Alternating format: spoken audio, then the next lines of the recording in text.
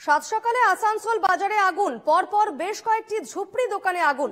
খবর পেয়ে ঘটনাস্থলে পৌঁছয় দমকলের একটি ইঞ্জিন। শর্ট সার্কিট থেকেই আগুন লেগেছে বলে দমকলের প্রাথমিক অনুমান, তবে আতঙ্কে রয়েছেন ব্যবসায়ীরা।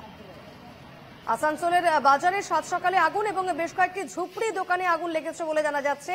দমকলের ইঞ্জিন পৌঁছে গিয়েছে এবং আগুন নেভানোর চেষ্টা চলছে, তবে শর্ট সার্কিট থেকে আগুন লেগেছে বলে দমকলের প্রাথমিক অনুমান।